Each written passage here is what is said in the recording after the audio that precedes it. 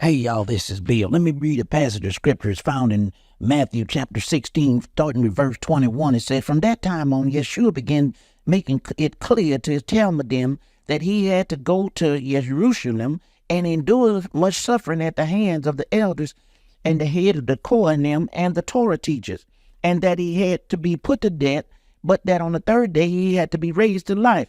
Kepha took him aside and began to rebuke him.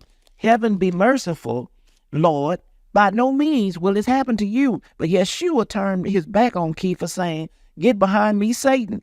You are an obstacle in my path because your thinking is from a human perspective and not from a godly perspective. And let me tell you something. Yeshua realized what motivating Kepha at that particular time, whose name is Peter. He realized what was motivating him. He realized Satan was motivating Kepha. And so Jesus told him, he said, Get behind me, Satan, because you're a stumbling block to me. And the King James is what it said. He said, because you savor the things of man and not of God.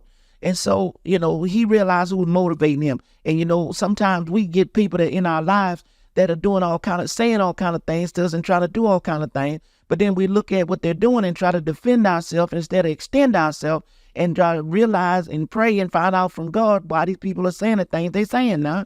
But let me tell you something. I'm not talking about when somebody start beating on you now. That's a whole nother story. That's when it's boogie time. But what I'm talking about when they're saying things that they wasn't supposed to be saying and whatnot, and doing things that they're not supposed to be doing, that does not involve touching you, hitting you, or anything like that. Like I say, when it comes to that, it's boogie time. But anyway, we have to understand that, we have to be able to help somebody. And in order to be able to help them, we got to realize where they're coming from. Are they doing this thing out of hurt? Are they doing it out of bitterness? Or are they doing it out of resentment or some wound that's never been healed?